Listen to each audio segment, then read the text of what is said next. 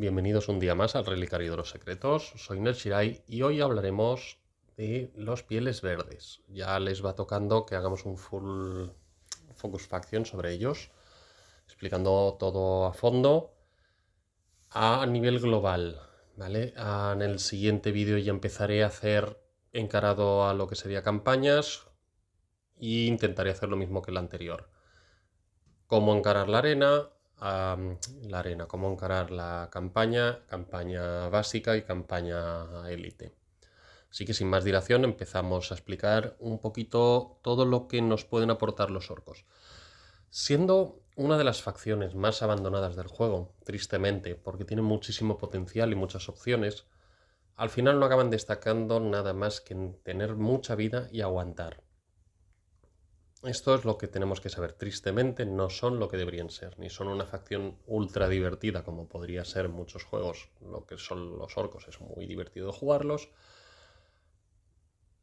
No es el caso y tampoco hacen toda la pegada que deberían ser. Al final cuando nos hablamos de orcos nos imaginamos un super WAC que no está bien llevado a cabo para ser lo que debería.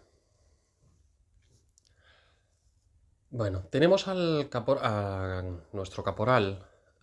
Es uno de los personajes rarunos porque al ir por físico no hacen mucho daño. Dependes mucho de tenerlos muy altos o de que entren críticos. Al final los orcos, como todos tienen una perforación muy bajita, dependes prácticamente de tener un objeto de crítico muy alto para poder hacer daño cuando haces crítico. De lo contrario, muchas veces nos quedamos muy cortos de daño. Lo que sí que nos aporta el caporal es uno de los pocos personajes que tiene una armadura. Es un objeto de armadura, con una armadura muy alta, y que además él sí que se beneficiaría de hacer el 20% a grandes objetivos y vehículos. Además de esto, lo que nos permite esta habilidad es que tenemos un 10% de bloquear un 20% de su salud máxima. Esto en el caporal es precisamente muy bueno porque es un tío que tiene una armadura muy bestia, muchísima vida y además de poder, lo que decimos, una armadura igual que podemos llevar una armadura legendaria muy alta, tener un porcentaje pequeñito de bloqueo que perfectamente competiría con algunos de los bloqueos más altos. O sea, a un oro 2 estamos hablando de que bloquea 800 de daño. Si lo comparara, por ejemplo, con alguno de los bloqueos altos, pues nos iremos a buscar al campeón, por ejemplo, que sería el bloqueo más alto. Un bloqueo de legendaria nivel 8 son 1000. Yo creo que a oro 3, diamante 1 tiene un bloqueo perfectamente equiparable a eso. Con lo cual, si bien no tenemos probabilidad, sí que tenemos un bloqueo muy bestia que nos puede salvar el culo en algunas ocasiones. Como habilidades se queda muy corto el caporal. Tiene esta pasiva que no vale mucho. Sí que es verdad que por lo menos nos aplica que los Gretchins en 2 hexágonos no huyen. Pero el daño del garrapato, salvo que salga crítico, es muy bajito. Hay que invertir muchos niveles en tener algo medio decente. Y aún así yo considero que no vale la pena. Por otro lado tenemos su activa que parece muy bonita sobre el papel, ¿no? Invocamos a un Gretchin a cada hexágono adyacente al lado de un enemigo. Pero al final la gran realidad es que no invocaremos más de 2 o 3 con suerte. Pegarán, tiene un ataque alto pero es solo un impacto y lo único en lo que destacan es que tienen una barbaridad de vida muy alta pero no tienen armadura. Por no decir de que además si no estuviera el caporal tienen la probabilidad de huir. Entonces sí, es un tío que nos puede aplicar un escudo de invocaciones bastante decente, porque sí que es verdad que como invocaciones sería de lo que más aguantaría en cuanto a vida, porque comparado a los demonios o comparado a otras cosas, pero no es un gran personaje.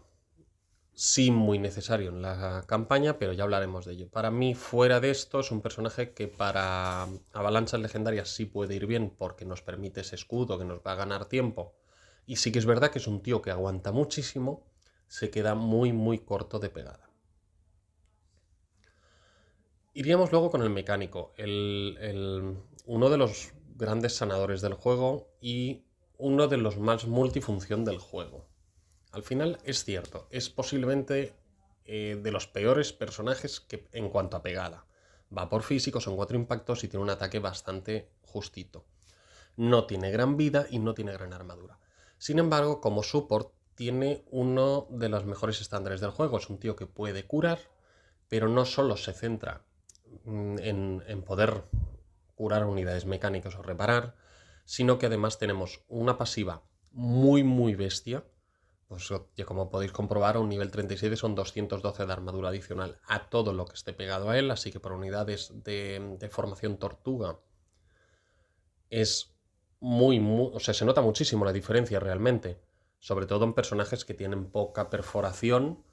Pues cualquier personaje que no tenga más allá de un 50% de perforación va a notar muy drásticamente el daño reducido gracias a esta armadura. Y además nos permite invocar.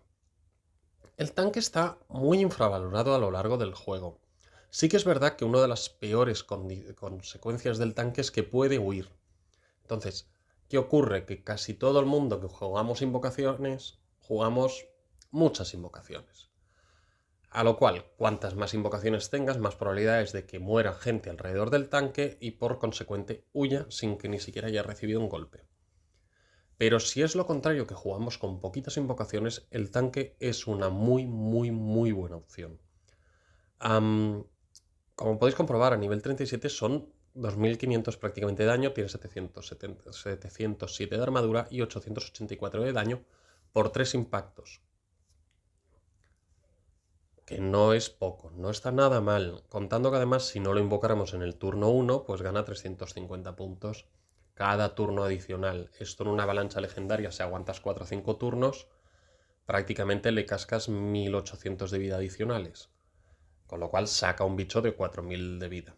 Que además le vamos a ir reparando con el mecánico y que además va a estar bufado de armadura. O sea, estaríamos hablando de un tanque de 4000 de vida, 900 de armadura, que además me voy a ir curando. Así que, ojito que si sabes jugar al mecánico es muy bueno.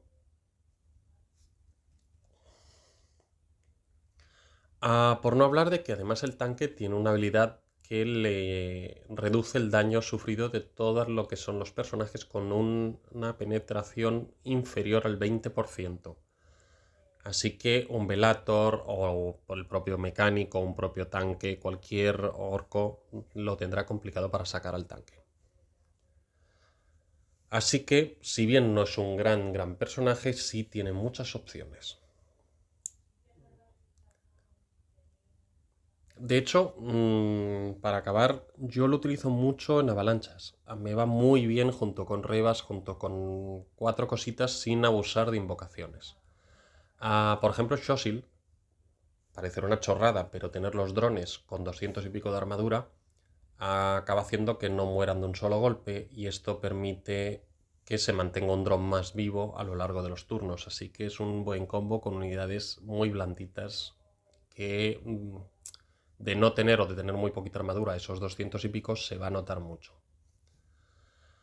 Vamos con la lata. Es una de las menos queridas del juego. Realmente no es buena en nada porque es tan polivalente que no destaca en nada. Con lo cual, cualquier otro personaje hace sus funciones únicas mejor que ella. Pero sin embargo, es uno de los pocos personajes que tiene tanta funcionalidad. Es mecánico, es gran objetivo, no se le puede empujar, no se beneficia de trinchera ni de hierba y puede reducir el daño en los demás. El gran problema de este es que le pasa algo parecido a lo que es Volk. La lata no tiene una gran vida ni un gran aguante, así que vive mucho de tener al mecánico cerca. Explota. Esto, volvemos a lo de siempre, cuanto más fuerte sea la explosión, mejor es. Además, esto comba muy bien con la idea final de la lata, lo que al final a la práctica no acaba siendo todo lo ideal que debería. Y lo del DACA. Entonces, ¿qué tenemos realmente? Tenemos un personaje que puede pegar físico, 2 impactos, a 3 casillas de distancia 3 impactos o a 2 casillas de distancia 5 impactos. Por no hablar de que además tiene la embestida a rango 5 de 4 impactos de daño físico. Es decir, tiene 4 tipos de ataques. Entonces, evidentemente a larga distancia nos aseguramos una supervivencia, a corta distancia, a 2 casillas, nos aseguramos hacer el mayor daño de las 4 opciones, a corta distancia no pega tanto, siendo de hecho el que menos daño haría, pero reduciendo o ignorando 257 de armadura y reduciendo permanentemente la armadura en 128. Yo imagino que esta habilidad a un nivel 44 por ahí empieza a ser muy peligrosa, por esto que ignorar este punto de armadura se nota muchísimo. Si alguna vez lo habéis probado, se nota mucho. La lástima es que no afecte a jefes. Y la reducción permanente en un par de impactos también se puede llegar a notar mucho en lo que pega en el resto. Esta pasiva además también se aplica a la activa de ella. El mayor problema es que es físico, así que tienes que hacerlo en un objetivo que no tenga mucha armadura y sabiendo que vas a recibir daño, que si te auto haces crítico, posiblemente explotes. De hecho, la idea de esta habilidad es provocar eso, es llegar allí a cuchillo, me tiro a donde te esté todo el meollo, te voy a enganchar 4 impactos de daño físico, me voy a auto hacer daño en lo poquito que me queda y voy a explotar. Claro, entonces cuando exploto, resulta que esta habilidad hace un 50% de daño más. Con lo cual, a nivel 35 pasamos de 800 de daño a 1200, de 1000 a 1500. Claro, se nota mucho si conseguimos que explote. Por 5 impactos, ojo. Estamos hablando de 400 puntos de diferencia por impacto en una habilidad nivel 35. Sobre todo esta habilidad es muy curiosa si la habéis probado alguna vez o si os habéis enfrentado a alguna lata contra una Calandis en un PvP.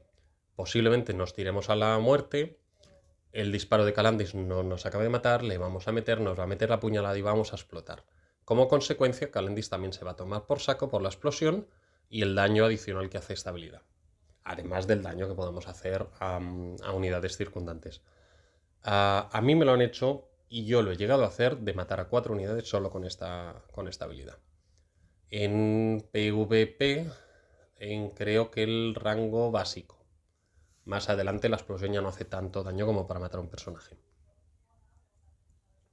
Así que es una opción divertida, muy polivalente, pero como bien os he dicho, no hace ninguna de las funciones como únicos. Hay personajes que pegan mejor a distancia de 3, hay personajes que pegan mucho mejor a melee, aguantan mejor y como gran objetivo también hay mejores opciones.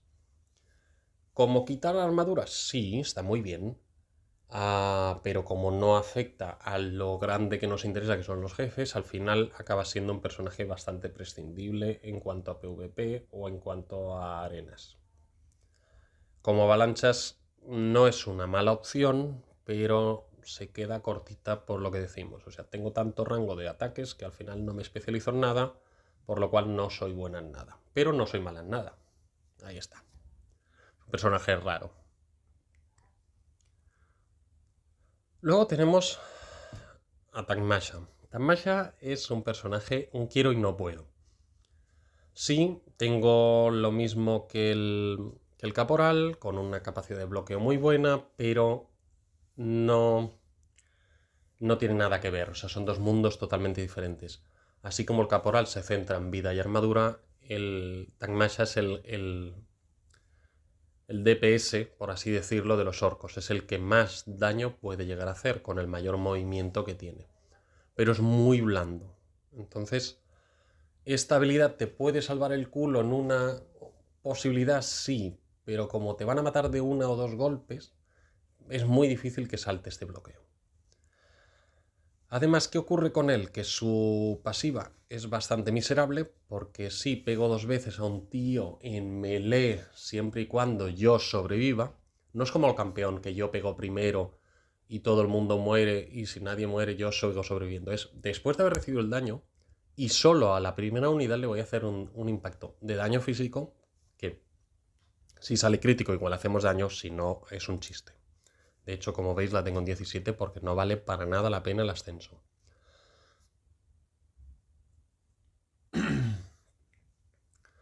Y luego tenemos impulso imparable. Quiere ser muy bonito porque así me voy moviendo casilla por casilla, voy empujando, voy apartando, es daño directo. Entonces sobre papel suena muy bonito, la realidad es muy triste. es que hace un daño directo irrisorio. Sí que es verdad que si este impacto hace crítico, es todo daño directo, con lo cual un objeto de nivel muy alto de crítico pues podría estar muy bien, pudiendo hacer 1000 y pico de daño directo. Pero claro, al final nunca te van a poner una hilera perfecta de que tú puedas impactarle a 4 o 5 enemigos seguidos. Vas a hacerlo a 1, 2. Entonces los apartas, te quedas allí en la otra punta totalmente vendido, con un personaje que no aguanta y nos lo van a masacrar. Así que es muy arriesgado utilizar el impulso imparable, salvo que sea para ir de punta a punta del mapa porque me interesa volver rápido a otra zona. La gracia o la gran clave cuando sí puedes hacer daño de verdad, es en un pasillo. En un pasillo donde al empujar solo hay dos opciones, detrás mío, la casilla que yo voy a mover, o delante mío, sí que pasa lo siguiente, que si vas delante, te vuelvo a pegar. Si vuelves a ir delante, te vuelvo a pegar. Si vuelves a ir delante, te vuelvo a pegar. Esto en alguna ocasión lo he conseguido llegando a hacer 3 y 4 impactos a la misma unidad, pero volvemos a ver siempre, si no sale crítico el daño es tan poquito que no vamos a ningún lado. Ya, 140, aunque hagamos 140 en un nivel 22, estamos hablando de prácticamente un plata 1. El es plata 2, es un 10%, no llega a un 10% de la vida del mismo. Así que no vamos a matar a nadie por mucho que lo subamos. Así pues, para mí es de los orcos peor balanceados, porque quiere ser un DPS, pero sus habilidades no van acorde a lo que quiere ser. Es una pasiva, es un intento de tanque para un personaje que no es tanque, y la activa es más movilidad en un personaje que ya la tiene. Te estaría muy divertido si el personaje moviera 2. Y entonces dices, ya sí, mira, muevo 2, pero con esta habilidad me voy a la otra punta del mapa. Entonces sí. Pero en un personaje que no lo necesita, ya que mueve 4, y además es imparable porque no lo para nadie, ni hielo, ni fuego, ni nada, no la necesita. Para mí es uno de los claros personajes que necesita un rework urgente. Y luego nos vamos con el caudillo. Caudillo es también otro personaje un poco extraño. Va por bloqueo con una armadura muy baja, o sea, dependes 100% del bloqueo. Lo único que sí tiene es mucha vida y tiene una pegada medio decente debido a que hace 8 impactos. Volvemos a ver siempre, tengo 3 impactos a distancia 3, tengo 2 impactos, o sea, tengo 5 impactos a distancia 2, tengo 8 impactos a distancia 1. Cuanto más cerca, más daño hago, pero más me arriesgo. Tiene venganza final, que en este personaje, al tener ataques a distancia, está muy bien. Tiene lo del DACA, que es lo que acabo de explicar. Tiene gran objetivo. En este sí tiene mucho mejor sentido. Y es mecánica. Volvemos a ver siempre, cerca del mecánico, cerca de algún o cerca de la araña, está muy bien. El hecho de poder hacer 8 impactos está muy bien, pero nos obliga a tener una pasiva muy alta, ya que para tenerla medio decente, si la tenemos al mismo nivel que él puede alcanzar, más o menos, hace un daño parecido a su ataque. O sea, aquí estaríamos hablando de 470, aquí haríamos entre 425 y 502, pero si no la tenemos mejorada, se queda muy, muy corta. Así que es una de las habilidades que hay que subir paralela al personaje para no perder esa pegada. Sí es cierto que los disparos pueden impactar a un segundo objetivo, permitiéndonos ser de los poquitos personajes que con un ataque básico pueden matar a 2 unidades. Para mi gusto se queda muy corta la pasiva. Y su activa ya es un despropósito. Su idea es genial, es muy orca, es muy bonita, pero a la práctica es tan descontrolada que acaba siendo horrible de usar. En campaña ya ni te cuento. Vale, todos los personajes que están a 3 casillas de él se van a ir directos a una unidad enemiga más cercana, con +1 de movimiento y realizando un ataque cuerpo a cuerpo de +300 de daño. Hasta aquí está muy bien. Las unidades orcas además tienen +1 impacto. Vale. Esto te hace creer que es el eje central del equipo orco porque vamos a beneficiarnos a todos los orcos de más un impacto y un daño adicional muy bueno con un movimiento adicional. Pero ¿qué ocurre? Que se mueven todos aleatoriamente como les da la gana y en el orden que les da la gana. Empezando por el jefe orco. Entonces, si el jefe orco ya ocupa una casilla donde llegaría el siguiente a pegar, el otro se mueve, se pega donde le da la gana y así sucesivamente podemos mover los 5 sin pegar a nadie. Por no hablar de que además ocurre otra cosa. Cuando nosotros hacemos doble clic directo para hacer un ataque directo, la IA lo que entiende es que nosotros queremos atacar a ese objetivo haciendo el máximo daño posible. Esto ocurre también cuando hacemos el WAC. O sea, al final él busca dentro del rango donde nosotros llegamos a qué personaje le vamos a hacer más daño y desde dónde le vamos a hacer más daño. Es decir, buscará siempre las alturas más altas o el personaje más débil. ¿Qué ocurre? Que le da igual que nosotros estemos pinchando pinchos o que nos vayamos a la otra punta del mapa. Eso no lo va a mirar la IA. Al final la IA está predeterminada para darnos la casilla con el mayor daño. Que es en pinchos, en altura, en mitad del campo enemigo, le da igual. Que no necesitaríamos tanto daño para matar al enemigo, le da igual. Por lo cual, utilizar el WAC así al tuntún es posiblemente uno de los peores suicidios que podemos hacer. Así que al final, algo que puede ser, parece muy divertido de jugar y muy dañino, acaba siendo una de las peores habilidades del juego debido a su gran variabilidad. Es una de las habilidades que yo en campaña no uso, salvo, vamos, in extremis.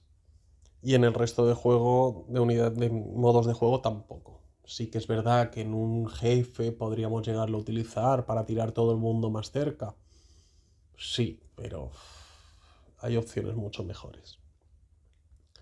Así que para mí, así como en conclusión bastante rápida, ninguno de los 5 orcos es un personaje top.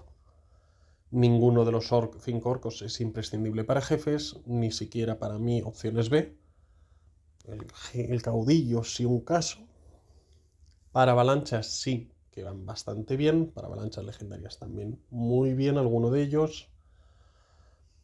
Y para arenas tampoco me convencen ninguno de ellos. Así que yo espero que en un futuro cercano se dignen a retocarlos, porque lo necesitan y muy urgentemente si no quieren ser la peor facción del juego actualmente.